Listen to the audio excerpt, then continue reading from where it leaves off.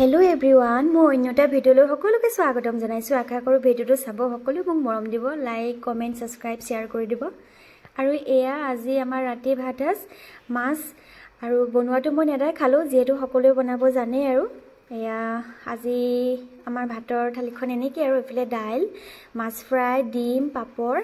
আৰু মাছৰ জোল, পকৰি কেইটামানো বনোৱা হৈছিল আৰু এফালে ডিম আলু পিটিকা।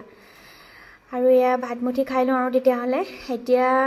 7টাই বাজিলে আৰু 7টা আগত মানে সোনকালে খাই লওঁ বুলি ভাবিছো কাৰণ ৰাতি দেৰিলৈকে খোৱাটো ভাল নহয় যিমান পায় 6টা বাজিলে খাবই নালাগে 6টা বজাৰ পিছত কিন্তু আজি যেহেতু খাবলগে হ'ল কাৰণ দিনত একো খোৱা নাই তেনেকে সেইকাৰণে বোলো হেভিকে খাওঁ ৰাতি আৰু এয়া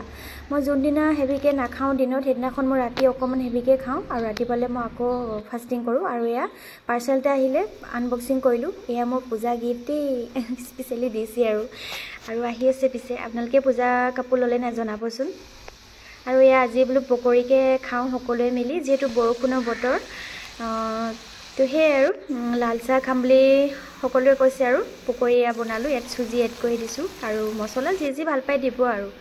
তাৰ পিছত পিয়াজ আৰু জলকীয়া তেনেকৈ দিছো মই বেকিং পাউডাৰ সোডা একো এড কৰা নাই এইবিলাক দেই মই কাৰণ এইবিলাক বেয়া পাওঁ আৰু এয়া কিন্তু পকৰিটো ফুলিছে ধুনীয়াকৈ আৰু এফালে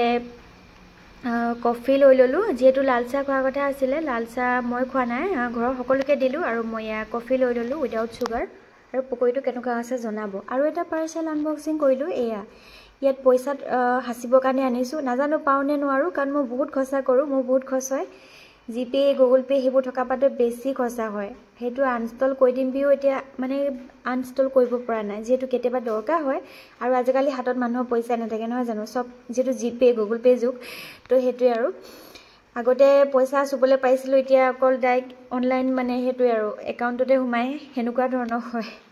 আৰু এয়া এতিয়া কেটকামান আছিলে ভৰাই ললো আৰু কেটকা আছে নাজানো মুঠতে তাত ভৰাই দিছো আৰু পূজা চাবলে বুলি আৰু তাৰ পিছতে এয়া বজাৰ তো ঠিক আছে বাই